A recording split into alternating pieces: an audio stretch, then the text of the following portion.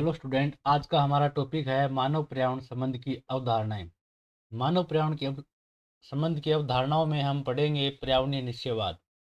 उससे पहले जानते हैं मानव पर्यावरण संबंध की अवधारणाओं के बारे में। तो मानव पर्यावरण संबंध की अवधारणाओं में मनुष्य क्या है कि भूगोल के अध्ययन का केंद्र बिंदु होता है, यानी केंद्र बिंदु होता है। मनुष्य तथा पर्यावरण के बीच होने वाली क्रिया और प्रतिक्रिया का अध्ययन किया जाता है, यानी मानव भूगोल में मानव और जो अपना एनवायरनमेंट है, पर्यावरण है, उसके बीच होने वाली क्रिया तथा प्रतिक्रिया का अध्ययन किया जाता है। मनुष्य और पर्यावरण के बीच घनिष्ठ संबंध होते हैं। दोनों एक दूसरे से प्रभावित होते हैं और एक दूसरे को प्रभावित करते भी हैं। मनुष्य व पर्यावरण के बीच अंतर संबंध, यानी जो मनुष्य और पर्यावरण के बीच जो अंतर संबंध होते हैं वो समय व स्थान के साथ क्या रहते हैं, बदलते रहते हैं। जैसे अब गर्मी है, सर्दी है, तो सर्दी में हम अलग कपड़े पहनते हैं और गर्मियों में अलग कपड़े पहनते हैं, और खान पान में भी बदलाव आता है। तो मनुष्य और पर्यावरण के बीच अंतर संबंध भी क्या है, समय और स्थान के अकॉर्डिंग बदलते रहते हैं। विश्व के कुछ भागों में मनुष्य पूर्ण रूप से प्रकृति से प्रभावित है, तो कुछ अन्य भागों में प्रकृति को प्रभावित भी करता है। प्राचीन काल में मनुष्य पूर्णतः प्रकृति के नियमों का पालन करके जीवन यापन व्यतीत करता था, परंतु आधुनिक युग में मनुष्य ने विज्ञान और प्रौद्योगिकी के विकास के बल पर प्रकृति पर विजय पाना शुरू कर दिया है। अब बात करते हैं हम पर्यावरणीय निश्चयवाद, एनवायरमेंटल डिटर्मिनिज्म। पर्यावरणीय निश्चयवाद क्या है? यानी इसमें एक मुख्य बात यही है कि प्रकृति ही सब कुछ है, मानव कुछ नहीं है। प्रकृति मानव को अपने अनुसार या अपने अकॉर्डिंग चलाती है या अपने नियमों का पालन करवाती है, मनुष्य कुछ नहीं है। यानी इसके अंदर ये ध्यान रखना है, इसका नाम ही क्या है, पर्यावरणीय निश्चयवाद है, तो इसमें पर्यावरण ही प्रभावी होता है। यानी इसे निश्चयवाद भी कहते हैं, इसे निश्चयवाद अथवा पर्यावरणवाद भी कहते हैं। इस विचारधारा के अनुसार मनुष्य क्या है, प्रकृति का दास है, और पर्यावरण क्या है, सर्वशक्तिमान है। मानवीय क्रियाकलापों को पूर्णतः नियंत्रित करता है कौन, पर्यावरण। और प्राकृतिक शक्तियों के सामने मानव क्या है, तुच्छ है, महत्वहीन है और निष्क्रिय होता है। विश्व के विभिन्न भागों में मानवीय व्यवहार में अंतर प्राकृतिक पर्यावरण में पाए अंतर के अनुसार होता है। यानी विश्व के विभिन्न भागों में जो मानव के व्यवहार में हमें अंतर देखने को मिलता है, वह उस अंतर का कारण है वहाँ के अलग पर्यावरण, यानी वहाँ के पर्यावरण में पाए जाने वाले अंतर के कारण ही मानव के व्यवहार में अंतर देखने को मिलता है। जैसे जायरा बेसिन में पिग्मी जनजाति, कालाहारी मरुस्थल में बुशमैन जनजाति, उत्तरी ध्रुवीय क्षेत्र में एस्किमो जनजाति, और मध्य एशिया में किर्गिज जनजाति के लोगों का जीवन एक दूसरे से सर्वथा भिन्न है। यानी इन जनजातियों का जीवन यापन है या इनके जो कल्चर है, इनकी जो सांस्कृतिक गतिविधियां हैं, वो एक दूसरे से अलग अलग मिलती है, यानी भिन्न है। और प्राकृतिक शक्तियों द्वारा क्या है, पूर्णतः नियंत्रित है, यानी ये पर्यावरण के नियंत्रण में काम करते हैं। फिर है भूगोल में पर्यावरण निश्चयवाद। पर्यावरणीय निश्चयवाद की विचारधारा इतिहास के प्रारंभिक काल से चली आई है। यह किसी न किसी रूप में द्वितीय विश्व युद्ध तक प्रचलित थी। प्राचीन काल में विद्वान प्राचीन काल से ही विद्वान है वह मनुष्य पर उच्चावच, जल, वायु, मृदा, प्राकृतिक वनस्पति, जलाशय और भौतिक तत्वों के प्रभाव का अध्ययन करते आए हैं। यानी प्राचीन काल में जो विद्वान हैं वो मनुष्य पर उच्चावचों का, जल का, वायु, मृदा, जो प्राकृतिक वनस्पति है, जलाशय है, और जो हमारे भौतिक तत्व हैं उनका क्या प्रभाव पड़ता है मनुष्य पर या मानव पर, उनका अध्ययन करते हैं। उन विद्वानों में बात करें तो हिपोक्रेटस, अरस्तु और हेरोडोटस आदि का नाम क्या है, उल्लेखनीय है। आगे बात करें तो हिपोक्रेटस ने वायु, जल व स्थानों का वर्णन करते हुए बताया है कि एशियाई लोगों को यूरोपीय की अपेक्षा अधिक अनुकूल भौतिक पर्यावरण प्राप्त होता है। यानी जो एशियाई लोग हैं उनको यूरोपीय लोगों की अपेक्षा अधिक अनुकूल भौतिक पर्यावरण प्राप्त होता है। उन्होंने पर्वतों के पवनाभिमुखी ढालों पर रहने वाले लंबे, वीर और भले लोगों की तुलना शुष्क और निम्न क्षेत्रों में रहने वाले पतले और बलवान लोगों से की है। यानी हिपोक्रेटस ने बताया है कि पवनाभिमुखी ढाल पर रहने वाले जो लंबे और वीर और भले लोगों की तुलना है वो शुष्क निम्न क्षेत्रों में रहने वाले पतले और बलवान लोगों से की है। अरस्तु ने भी अपनी राजनीति, यानी ये इनका एक पुस्तक का नाम है, में ऐसे विचार प्रकट किए हैं। उन्होंने यूरोप एशिया के निवास में पाए जाने वाली अंतर का मुख्य कारण क्या है, जलवायु को माना है। यानी अरस्तु ने बताया है कि यूरोप और एशिया के निवासियों में जो पाए जाने वाला अंतर है उसका मुख्य कारण जलवायु को माना है। अरस्तु के अनुसार यूरोप के शीत प्रदेशों, यानी अरस्तु कहते हैं कि यूरोप के शीत प्रदेशों के निवासी साहसी और वीर होते हैं, परंतु उनके विचारों में प्रौद्योगिकी की कमी होती है। यानी उन्होंने अरस्तु ने कहा है कि यूरोप के शीत प्रदेशों में निवास करने वाले व्यक्ति क्या हैं, साहसी होते हैं और वीर होते हैं, परंतु उन्होंने उनमें के विचारों की में प्रौद्योगिकी की कमी होती है। यानी टेक्नोलॉजी का ज्ञान उनमें कम होता है और वे राजनीतिक संगठन में अकुशल होते हैं। यानी राजनीतिक संगठन में कुशल नहीं होते हैं, अकुशल होते हैं, जिसके कारण उनमें पड़ोसी राष्ट्रों पर शासन करने की क्षमता नहीं होती है। इसके विपरीत एशिया के निवासी विचारवान तथा दक्ष होते हैं, परंतु उसमें साहस की कमी होती है। यानी एशिया के लोग विचारवान तो होते हैं और दक्ष भी होते हैं, लेकिन उसमें क्या है, साहस की कमी है, यानी वीरता की कमी होती है। यही इसी कारण से ये दास्ता उनकी नियति, यानी दूसरों की दास्ता स्वीकार कर लेते हैं, जो उनकी नियति और स्वाभाविक प्रवृत्ति होती है। दूसरी ओर यूनान के निवासी भौगोलिक दृष्टि से उत्तरी यूरोप और एशिया के निवासियों दोनों को मध्यवर्ती क्षेत्रों में निवास करते हैं। यानी यूनान के निवासी हैं वो उत्तरी यूरोप और एशिया दोनों के मध्यवर्ती क्षेत्र में निवास करते हैं और उनमें उत्तम गुणों से संपन्न होते हैं। इसी कारण ये स्वाभाविक रूप से सभी पर प्रशासन करने योग्य होते हैं।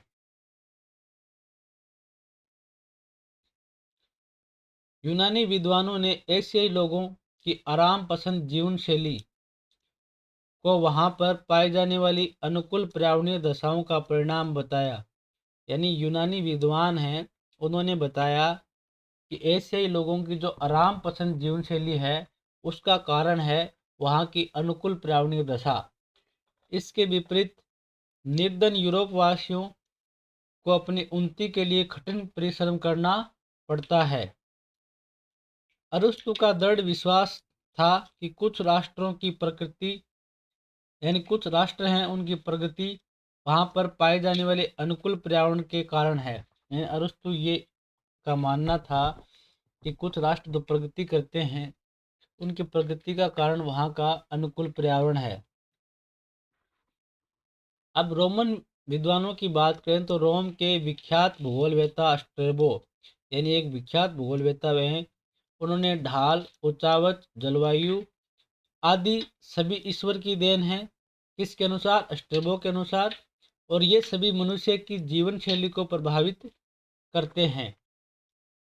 उन्होंने अपने भौगोलिक लेखों में ये स्पष्ट किया है कि किस प्रकार इटली के आकार, आकृति, जलवायु और स्थानिक संबंधों ने रोमन साम्राज्य को फैलने और सुदृढ़ यानी मजबूत करने में सहायता प्रदान की।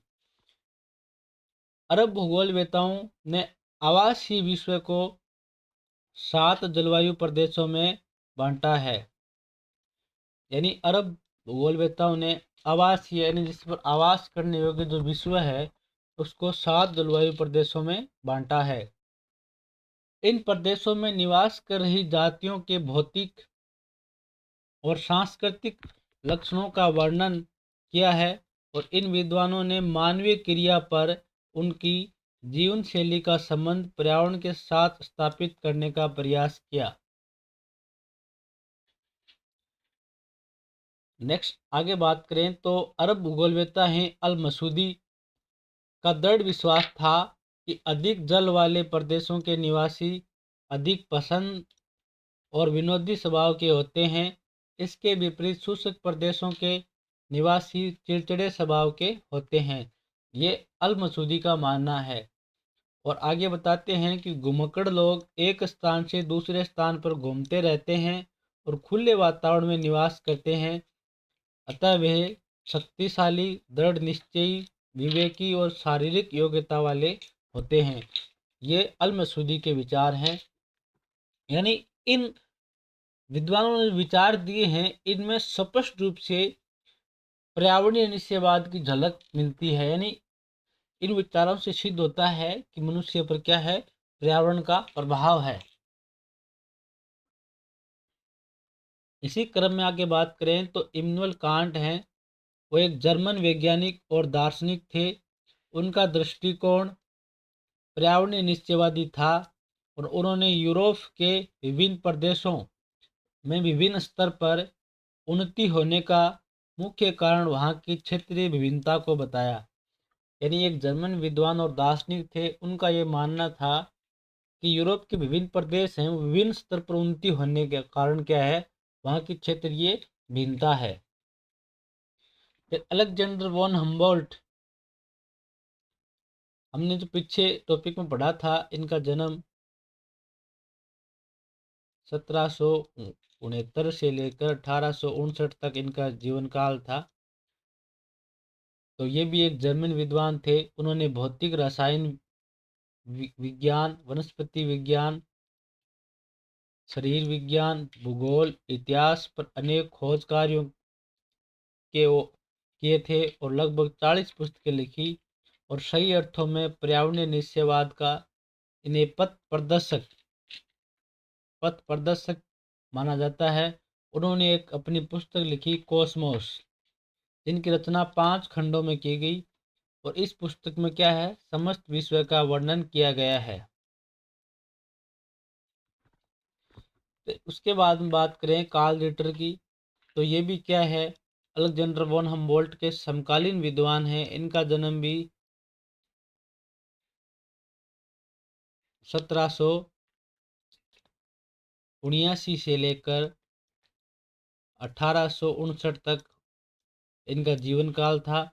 उन्होंने बताया कि पर्यावरण के तत्व मानवीय क्रियाकलापों पर प्रभाव नहीं डालते, बल्कि मानवीय चरित्र को भी प्रभावित करते हैं। यानी कार्ल रिटर बताते हैं कि पर्यावरण के जो तत्व हैं वो मानवीय क्रियाकलापों पर प्रभाव ही नहीं डालते हैं, बल्कि मानव का जो चरित्र है उसको भी प्रभावित करते हैं। इन्होंने अपनी पुस्तक अर्धकुंडे में मनुष्य और प्रकृति के संबंधों को स्पष्ट रूप से प्रस्तुत किया है। इस पुस्तक को 2 भागों में बांटा गया है। पहले भाग में यह दर्शाया गया है कि भूमि मनुष्य की किस प्रकार देनदार है और दूसरे भाग में दर्शाया गया है कि मनुष्य भूमि का किस प्रकार से आभारी है।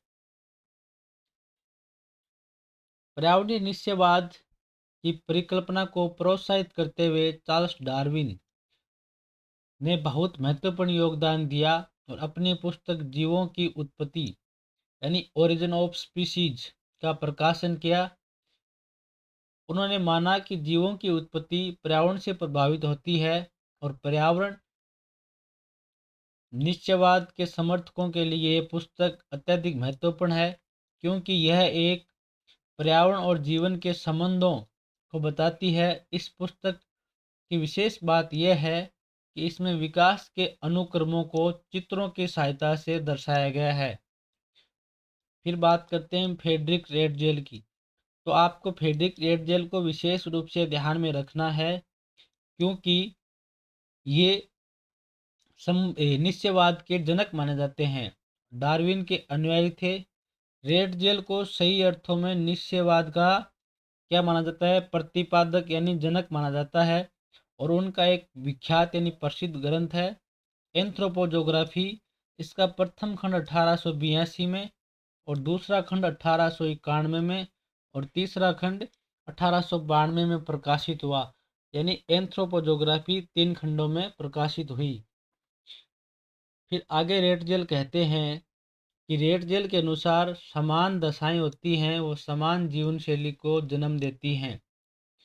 इस घटना को सिद्ध करने के लिए रेडजेल ने ब्रिटिश द्वीप समूह और जापान द्वीप समूह के उदाहरण दिए। रेडजेल महोदय के अनुसार इन दोनों देशों की द्वीपीय स्थिति ऐसी है कि उनका बाहरी आक्रमण से सुरक्षा प्रदान करती है और परिणाम स्वरूप इन दोनों देशों के निवासियों ने तीव्र गति से प्रगति की है और इन देशों को विश्व में महाशक्तियों का स्तर प्राप्त है। फिर रेडजेल ने योग्यता की उत्तरजीविता के सिद्धांत में विश्वास किया, यानी सर्वाइवल ऑफ फिटिस्ट, यानी जो संघर्ष करेगा वही अस्तित्व में रहेगा, ये रेडजेल का मानना था। फिर आगे बात करते हैं तो ये रेडजेल की शिष्या है कुमारी एलन सैंपल। ये विख्यात अमेरिकन भूगोलविदा थी। उन्होंने पर्यावरणीय निश्चयवाद का समर्थन किया और कहा कि मनुष्य पृथ्वी तल की उपज है, जिसका ये प्राय केवल इतना ही नहीं है कि वह पृथ्वी की संतान है और इसकी धूल का कण है, किंतु यह भी है कि पृथ्वी ने उसे मातृत्व दिया है और उसका पालन पोषण किया है। इसके लिए निश्चित कार्य निश्चित किए हैं और उनके विचारों को दिशा दी है और उनके सामने घटना या समस्या उत्पन्न की है, जिससे उसका शरीर को बल और बुद्धि तेज हुई है। यानी एलन सैंपल कहती हैं कि मनुष्य पृथ्वी तल की उपज है, यानी मनुष्य को पृथ्वी ने पैदा किया है और इसका प्राय केवल इतना ही नहीं है कि वह पृथ्वी की संतान है और उसकी धूल का कण है, किंतु ये भी है कि पृथ्वी ने उसे मातृत्व दिया है, उसका पालन पोषण किया है और निश्चित कार्य भी उसके लिए निश्चित किए हैं, जिससे क्या है कि मनुष्य को उनके विचारों को दिशा मिल सके। मनुष्य के सामने घटना या समस्याएं पेश की हैं ताकि उनको संघर्ष करने के लिए उसके शरीर को बल मिले और उसकी बुद्धि तेज हो। फिर बात करते हैं एल्सवर्थ हटिंगटन। ये दूसरे अमेरिकन भूगोलवेत्ता हैं जिन्होंने पर्यावरण निश्चयवाद का समर्थन किया और उनका विचार था कि सभ्यताओं के विकास में जलवायु की प्रमुख भूमिका होती है। यानी जो मानव सभ्यताएं विकसित होती हैं उनमें जलवायु की प्रमुख भूमिका होती है, ये मानना है एल्सवर्थ हटिंगटन का। उन्होंने अपनी पुस्तक मानव भूगोल के सिद्धांत में विश्व के विभिन्न भागों से जलवायु और मानवीय क्रियाकलापों का वर्णन किया है। यहाँ तक तो सभी निश्चयवाद को मानने वाले विद्वान थे जिन्होंने अपने अपने विचार प्रस्तुत किए हैं, लेकिन इसके बाद में एक विद्वान आते हैं OH के स्पेट। ये पर्यावरण निश्चयवाद के कट्टर समर्थकों की आलोचना करते हैं।